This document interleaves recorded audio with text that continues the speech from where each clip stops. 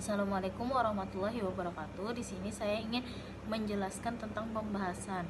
Pembahasan ada 3. Di sini ada pengertian kejenuhan basa, faktor-faktor apa saja mempengaruhi tingkat kejenuhan basa, dan kejenuhan basa memengaruhi kesuburan tanah dan pertumbuhan vegetasi di ekosistem hutan. Di sini saya akan membacakan pengertian kejenuhan. Kejenuhan basa adalah perbandingan antara jumlah kation basa seperti kalsium, magnesium, kalium, dan natrium yang tersedia dalam tanah dengan kapasitas tukar kation (KTK) total tanah dinyatakan dalam persen. Lalu saya akan menjelaskan tentang faktor yang mempengaruhi kejenuhan basa pada tanah. Yang pertama ada iklim tropis basah. Curah hujan tinggi menyebabkan pencucian kation basa dari tanah, sehingga menurunkan kejenuhan basa. Yang kedua, jenis tanah. Tanah seperti utisol dan oksisol memiliki kapasitas besar, kation yang rendah, sehingga kejenuhan basa cenderung rendah. Lalu yang ketiga ada vegetasi dan aktivitas biologis. Jenis vegetasi yang menghasilkan serasa asam dapat menurunkan pH tanah, sedangkan aktivitas mikroorganisme dapat mempengaruhi ketersediaan kation. Curah hujan dan drainase. Drainase yang buruk dapat menyebabkan hilangnya unsur hara, sedangkan curah hujan yang tinggi dapat mempercepat pencucian kation. Lalu ada aktivitas manusia. Penggunaan pupuk nitrogen berlebihan dan erosi tanah dapat menurunkan kejenuhan basa. Yang terakhir ada sifat mineral tanah. Tanah yang kaya mineral sekunder cenderung memiliki kejenuhan basa yang lebih tinggi dibandingkan dengan tanah yang didominasi mineral primer. Kejenuhan basa mempengaruhi kesuburan tanah dan pertumbuhan vegetasi di ekosistem hutan.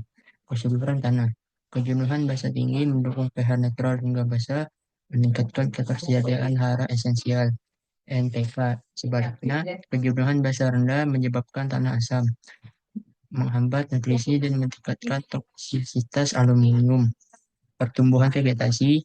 Tanah tropis dengan kejenuhan basa rendah seperti ultisol dan oksisol menghambat pertumbuhan tanaman, terutama yang sensitif terhadap keasaman, sementara tanaman toleran tetap bisa tumbuh.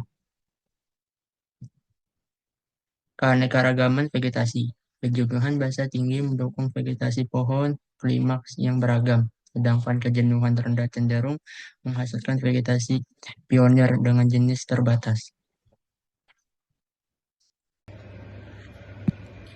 Jadi, kesimpulan yang dapat diambil dari materi yang teman-teman saya bacakan tadi adalah kejenuhan basa yaitu perbandingan kation basa Ca, Mg, K, dan Na dengan kapasitas tukar kation atau yang biasa disebut KTK tanah dinyatakan dalam persen.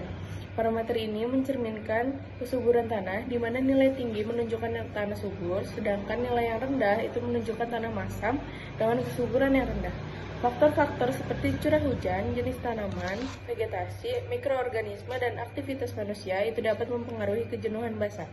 Tanah tropis seperti ultisol dan oksisol umumnya memiliki kejenuhan basa rendah. Dalam ekosistem hutan, kejenuhan basa mempengaruhi jenis vegetasi, aktivitas mikroorganisme, dan stabilitas siklus nutrisi. Tanah masam itu dapat mendukung vegetasi pionir, sementara tanah dengan kejenuhan basa yang tinggi itu dapat mendukung spesies pohon klimaks. Pengelolaan seperti pengapuran dan pemilihan tanaman dapat meningkatkan kejenuhan basa dan dapat mendukung keberlangsungan ekosistem hutan yang berkelanjutan. Sekian dari kami, terima kasih.